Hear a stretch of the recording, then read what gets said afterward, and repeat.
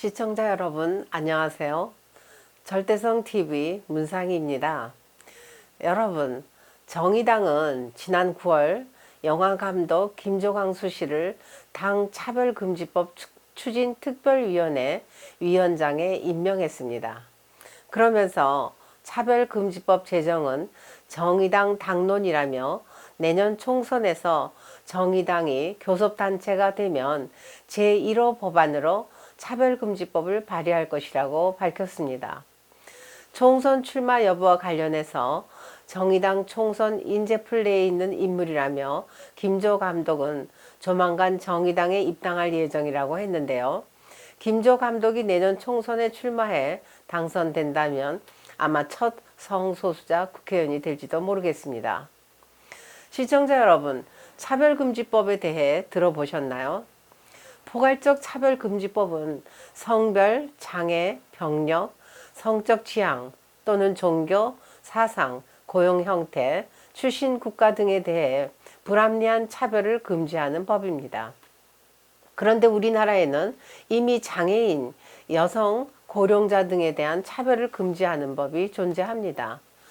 이미 1987년에 헌법의 평등 이념에 따라 고용에 있어서 남녀의 평등한 기회를 보장하는 남녀고용평등법이 제정되어 있습니다.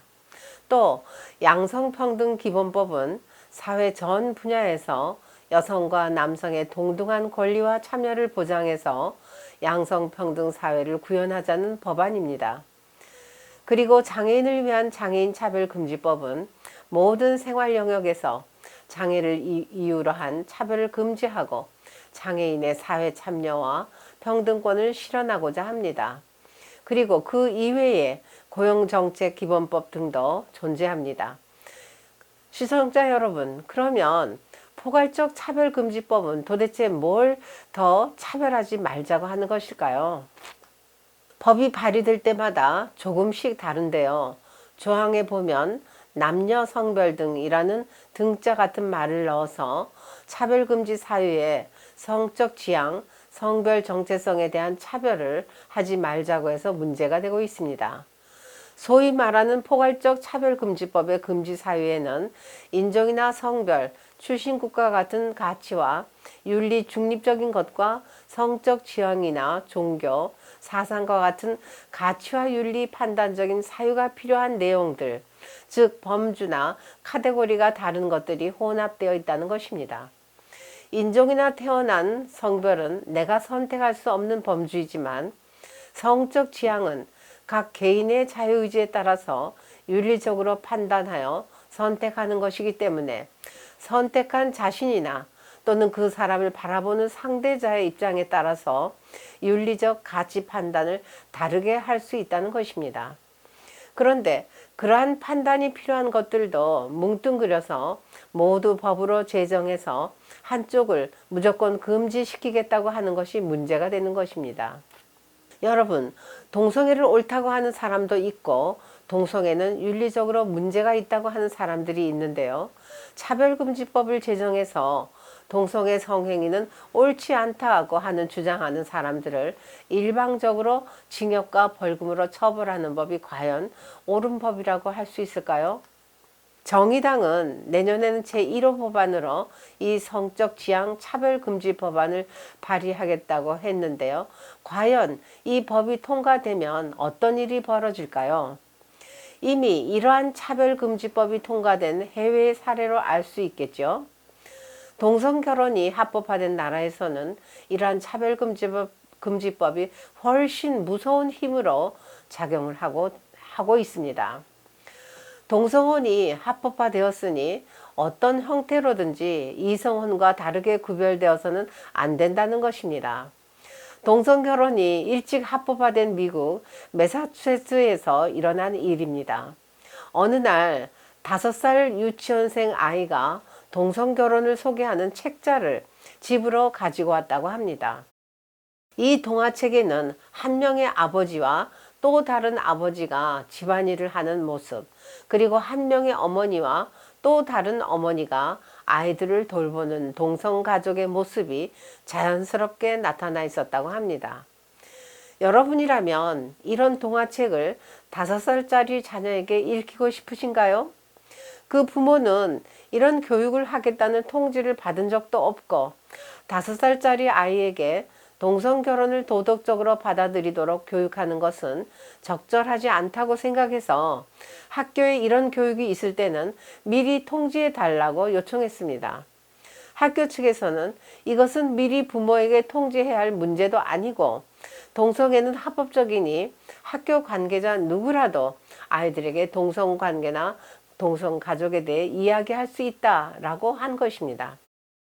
이것에 대해 그 부모는 나는 기독교인으로서 자녀를 도덕적으로 올바르게 지도할 권리가 있고 동성애를 자녀들에게 가르치는 것을 허락할 수 없으니 어떤 조정이 있기 전에는 한 발자국도 움직일 수 없다고 한 것입니다. 시청자 여러분, 그래서 그 결과 어떻게 되었을까요? 이 부모가 수갑을 차고 감옥에 가게 되었다면 믿으시겠습니까? 이 아버지는 학교에 이런 교육이 있기 전에 사전 통지를 해달라고 요청했을 뿐인데 이것이 수갑을 차고 감옥에 가야 할 이유가 될까요? 여러분이 부모였다면 어떻게 하셨을까요? 이런 것이 바로 차별금지법입니다. 성적 지향으로 차별하면 안 된다고 법으로 정했으니 모든 학생들이 배우는 교과서와 공교육에서 동성애가 정당하고 윤리적으로 문제가 없다고 가르쳐도 된다는 것입니다. 그리고 그것을 누구도 어떠한 이유로도 차별할 수 없도록 되었으니 지키지 않으면 처벌하겠다는 것입니다. 지금 제가 이 얘기를 하는 것은 해외의 다른 나라 얘기를 하자는 것이 아닙니다. 여러분, 이러한 법이 국회를 통과해서 전면 시행되는 것에 찬성하시나요? 올해만 해도 정의당과 더불어 민주당을 중심으로 여러 차례 이러한 성적 지향을 차별하지 말자는 금지법이 발의되었습니다. 차별에 대한 처벌로 최고 3년 이하의 징역, 3천만 원 이하의 벌금에 처한다고 되어 있었죠. 이러한 차별금지법이 통과되어 모든 공교육에서 자라난 아이들과 청소년에게 동성애가 정상이라고 가르쳐지고 동성애 문화가 확산되는 것에 찬성하시나요? 부모로서 그것에 반대했을 때는 벌금을 내야 하고 감옥에 가게 된다는 것이 상상이 되십니까? 여러분, 흔히 법에 대해 이야기를 하면 나는 법은 잘 모른다 혹은 정치는 잘 모른다 라고 말하기도 합니다. 민주주의 국가에서 법이라는 것은 최소한의 기준을 지켜서 공동체 안에서 타인에게 해를 끼치지 않도록 보편적 질서를 유지하기 위한 방편이라고 할 수 있습니다. 권리와 의무, 금지에 있어서 최소의 기준이 되는 것입니다. 그래서 큰 법적 제재가 없는 작은 조례라 할지라도 그 조례가 통과되면 그것에 맞춰서 정책이 수립되고 예산이 편성되고 인력이 배치되고 그에 따르는 실행과 교육과 문화가 동반되는 것입니다. 그렇게 본다면 법이 곧 우리의 생활이 될 수 있다고 할 수 있겠죠. 그런 점에서 법이라는 것은 우리 생활과 뗄래야 뗄 수 없는 아주 중요한 것입니다. 여러분들이 이러한 차별금지법이 통과되어 아침에 자고 일어나서 눈을 떴을 때 그 법의 제재를 받는 나라에서 살고 싶으신가요? 여러분, 민주주의에 있어서 법은 우리의 삶을 규정하고 바꾸고 만들어 나가고 있습니다.